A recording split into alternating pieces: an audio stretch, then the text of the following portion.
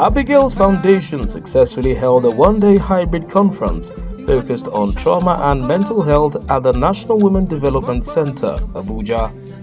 The event served as a platform to bring together key stakeholders from both within Nigeria and abroad to discuss critical issues surrounding mental health and domestic violence. The first online hubs with Oxford trained therapists and coaches, they're online listening, where treatment will be online, providing therapeutic coaching for trauma victims. Diaspora health professionals can bring a wealth of skills and experience back home, and mechanisms should be put in place to support them effectively. The issue of mental health cut across all professions and everyone. And so, while health professionals choosing to remain in Nigeria are eager to support and contribute to the development of the health sector, they need to be provided with adequate structures and ongoing professional development opportunities. We need to protect and invest in our health workforce to ensure health for all Nigerians.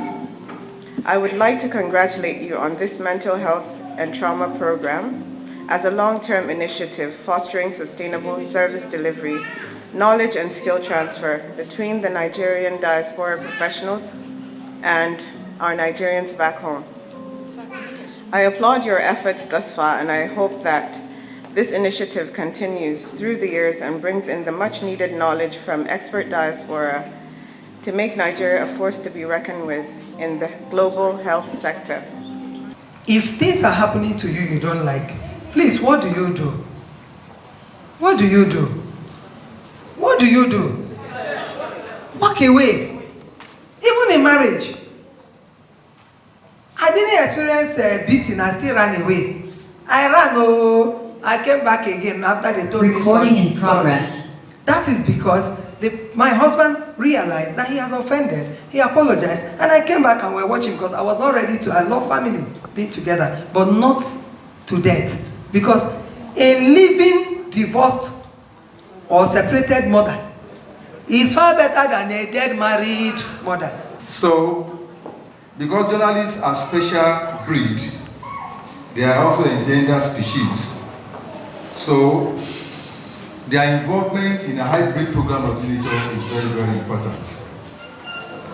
The first thing that was done in 2023 was to ensure that there is a program called Impact of Trauma on the Russian invasion. When Russia invaded Ukraine, journalists were part, of following the sequence, and some of them died in the process, some of them were maimed, and some of them have not recovered up till now from the sounds of the gun. And then, when all those missiles were flying all over, they were also feeling the effects. So in 2022, another, thing was done called analysis of a focal group on building resilience for trauma. So this was done for journalists, in training, so that they can understand what the profession entails, the challenges that the profession entails. So there is a trauma literacy program at the University of Pradesh in India to also engage journalists in that part of the region on what they do. So here in Nigeria, what have we been able to do?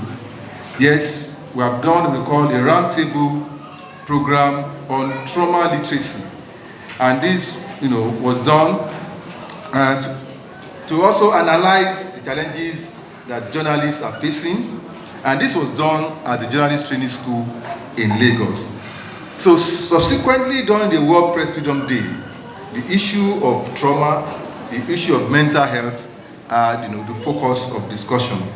And 2021, there was a program called Safe Space Events, where JETREC held an international conference and a webinar on journalist education and trauma. So 2020, which was the starting point of that project, there was international symposium on the practical issues and the ethical issues that involve trauma and mental health. Nobody starts a marriage, correct me if I'm wrong, nobody starts a marriage or any project for that matter with the mindset that this thing will fail, or this thing will not go well, or it won't succeed. We always go it with the mindset that this thing will be once and for all. But sometimes it is not like that for everybody. When it comes to your life, you have to put your life first. Think about the people who depend on you. And that is where we as the media also come in. We need to give voice to matters like this in the society. We need to balance it out. Marriage is beautiful, but not at the expense of your life. Every one of us has a right to survival. Do you understand? Even if you are married or not married, you have a right to life, right to survival. That being said, we also know that a marriage is an institution. So we find out certain things. What is the background? What is the root cause of these things? When we realize that those issues are life-threatening, then you have to take a bow, because you are not meant to die in your marriage. When we are picking a spouse, we have to know that the Quran says that we have to, even the hadith of our prophet says each of us should be very careful on which land we are sowing our seed. We don't just sow our seed on any land. So when we are picking a partner, we have to be very conscious. We have to be prayerful, and we have to put into cognizance the characters, the morals, and religion as well. The foundation of all this. Children that are staying with you, you're also violating. Because they are not your own children. They don't have a voice. Right? Because there are children that stay with other family members, relatives, and because they are not biologically, members of that family, they are relations. They are maltreated. There is also violence in that area. And who are the ones that do that also? Women.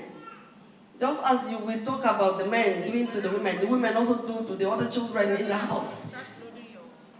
So this is an avenue. All these organizations are there that wrong might be corrected, that help has come. And so as we look at the wrongs, we are also saying that there is solution. And it is that solution that we are all gathered here to be part of. And all our organizations are rising up to be part of, so that this wrong will not continue. The conference featured a blend of in-person and virtual participation, enabling a broader reach and engagement across different regions. Discussions centered on the increasing prevalence of mental health challenges and the urgent need to address domestic violence as a major public health concern. So as an organization which is committed to this, we are aware of the realities, of the challenges, of the barriers that girls normally face, and that places them in disadvantaged position such that they face all forms of gender-based violence. So, and because of this, we know that it's only through partnership, through collaboration, through working together, starting from the grassroots, from the girls themselves, from the women, because it's girls that become women. So by the time they are empowered to make the right decision, they will be able to learn, lead, decide, and thrive. And by so doing, we can have a community, a country that is free from violence, right from the community level and even up to the national level. Abigail's Foundation, the organizer of the event, is recognized as the first online hub providing access to professional mental health treatment delivered by UK-registered practitioners. The foundation operates under the standards of the British Association for Counseling and Psychotherapy and employs certified coaches trained at Oxford University and other institutions in the United Kingdom. Additionally, it works with professionals accredited by the International Coaching Federation in the United States. The conference marked an important step in raising awareness and promoting collaborative solutions to trauma and mental health issues across Nigeria and beyond. When I came to Nigeria last year, July, after 30 years of living the North, because I was a journalist with late General Yaradua. So when I came for Mrs. Kure's birthday, and I was one of the speakers to speak about the role of faith and domestic abuse, after the speaking, I was besieged in my hotel room till 5 a.m. in the morning. And I saw a lot of suffering with faith-based women, a lot of them who are having debilitating illness like myself. And I felt that no, there's a need for me to come back, to give back with all my skills and association. That was what triggered my coming back. And we planned from last year, July, till now to launch Abigail's Foundation. And I wanted to pioneer something new by bringing my networks of Oxford University, top university, and professionals in the UK and the US back to Nigeria. I know that there's already therapeutic treatment here, but I wanted to do something new where these professionals that I work with online in the therapy center that we have in England can also work with people here. I did a research. I know a lot of people are on YouTube several hours watching films, watching bloggers, social media 4 or 5 hours. So I thought, okay, 1 or 2 hour session with all these great professionals will not be too bad, was why we created that idea, and also add the mental health first aid training to enable people get more education and awareness about mental health treatment and the stigma about it, but also to train faith leaders about the role of faith and culture as affect victims of domestic abuse. So we're planning group process, which will be physical, where we'll rent a hall and people will come, however, monthly meetings, and access this treatment. Is a talking therapy online. I think part of what these professionals are doing, they're also educating the professionals. There's a shame Dr. Shoyombo wasn't here, a consultant with the Abuja National Hospital. I think what we are also addressing is that it's not all about medication. God has created psychological treatment, which is talking therapy, to bring about this healing of the mind, of the emotions for these victims. So we are going to create a community center where people will come in, that we're going to advertise to come and listen to these people and get the treatment, because not everybody can have smartphone or data, so we're going to be having physical meetings as well. But funding per meeting will make it free, but we're also charging for the services to those who can afford it, because people travel from here to England to see psychiatrists, to see medical doctors and things. I think it's about sensitivity to people like us who are spending money to come down. They haven't funded us. We have not waited for them. But I am one of those who have returned as a daughter of the soil to help out. But it's really to give us an audience and how we can work in partnership, just like Dr. Jordan said. That is a need for the government to pay attention to change agents, to catalysts like myself, who are trying to make a change and work in collaboration. Number 2, to provide the support that is needed, the resources that are needed. And 3, to continue to empower us for more networking within their parastatal and the community. So I am one of their own that has returned after 30 years. What can be helpful is to encourage me. And these other great professionals all the way from University of Oxford and England who have been online since yesterday and all through today to support what we're doing, and so that we can empower more people. If we had had funding support, they would all have been here.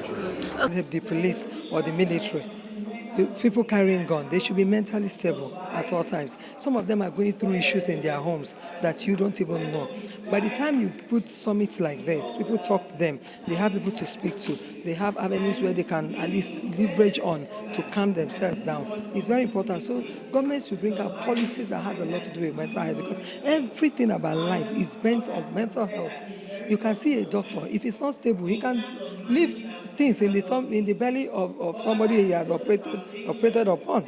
You see, police person can start shooting because it's not mentally stable. So mental health is a critical issue. It's an area that even the person in government that you want him to come and help you will also be having his own mental issue. And people relate with you and respond to you according to whatever they are facing from their home or anywhere they're coming from. For example, if a daughter has been hit by the wife or something happened, he's human. He will come and then be in the theater because he has to be at work. It is that emotion that will function, not him.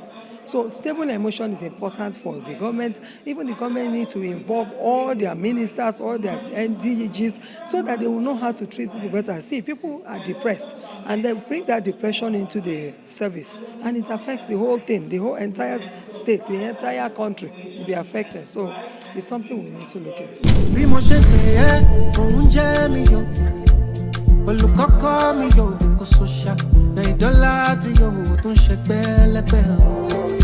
Ìwọ ni mo fi ṣaṣọ tó ń cover mi o.